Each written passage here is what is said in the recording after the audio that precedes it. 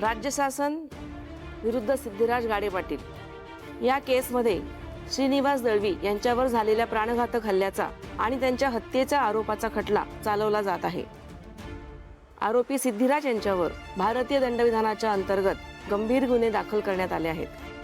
दोन्ही बाजूच्या वकिलांना माझी सूचना आहे की प्रकरणाचे गांभीर्य लक्षात घेता केवळ कायदा, प्रत्यक्ष पुरावे आणि साक्षीदारांच्या साक्षीवर आधारित युक्तिवाद मांडण्यात यावा। न्यायालयाचा अमूल्य वेळ वाया न घालवता दोन्ही पक्षांनी आपापली बाजू मांडण्यास सुरुवात करावी। सरकारी वकील, आपण केसची पार्श्वभूमी मांडून कोर्टाची कार्यवाही चालू करू शकता। Thank you your honour. Your honour, आजच्या ह्या केसमध्ये मृत श्रीनिवास दळवी यांच्यासोबत घडलेली ही घटना अत्यंत दुर्दैवी आहे, पण या घटनेमध्ये शंकेला काही वावच नाही आहे। त्या दिवशी नेमकं काय घडलं होतं याचा एक घटनाक्रम मी न्यायालयासमोर मांडू इच्छितो। श्रीनिवास दळवी आणि लक्ष्मी दळवी यांना त्यांची मुलगी म्हणजेच जान्हवी दळवी यांचं अपहरण झाल्याचं कळतं। तर श्रीनिवास जान्हवीचा शोध घेण्यासाठी एका कन्स्ट्रक्शन साईटवरती जाऊन पोहोचतात। जान्हवीचा शोध घेत असताना त्याच क्षणी सिद्धिराज यांच्या हातून श्रीनिवास दळवी यांचा खून होतो। आरोपी गोळी झाडत असताना नेमक्या लक्ष्मी दळवी तिथे पोहोचल्या आणि त्यांनी स्वतःच्या डोळ्यांनी पाहिलं की आरोपी सिद्धिराज यांनी श्रीनिवास दळवी यांच्यावर गोळी झाडलेली आहे।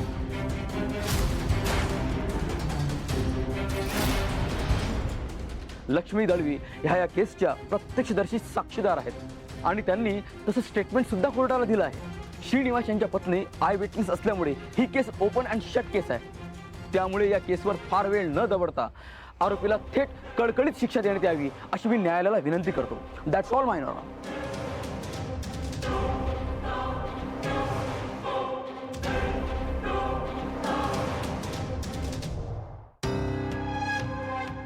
माय लॉर्ड, मला ही गोष्ट कळत नाहीये की सरकारी वकिलांना शिक्षा सुनावण्याची इतकी घाई कशासाठी झाली। मुळात हे प्रकरण वाटतंय तितकं सोपं आणि सरळ नाहीये। सरकारी वकिलांनी स्वतः कबुली दिल्याप्रमाणे मिस जान्हवी यांचं अपहरण झालं होतं आणि त्यांना वाचवण्यासाठी श्रीनिवास दळवी त्या ठिकाणी पोहोचले होते। तर सर्वप्रथम जान्हवी यांचं अपहरण कोणी केलं होतं या प्रश्नाचं उत्तर कोर्टासमोर यायला हवं। ऑब्जेक्शन माय लॉर्ड। त्या अपहरणाचा आणि खटल्याचा काय संबंध आहे? माय लॉर्ड, जान्हवी यांचं किडनॅपिंग दुसऱ्या तिसऱ्या कोणी नाही तर ते जयंत कानेटकर यांनीच केलं होतं।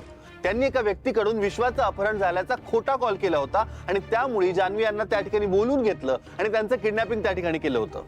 आणि त्यानंतर जयंत यांनी त्यांच्यावर 2दा बुलेट फायर देखील केलं होतं आणि याबद्दलची कबुली जान्हवी यांनी कोर्टासमोर दिलेली आहे। ऑब्जेक्शन माय लॉर्ड। जर जयंत कानेटकर हे त्या दिवशी पोलीस कस्टडीमध्ये होते तर पुन्हा तीच गोष्ट या कोर्टमध्ये का उघडायची आहे?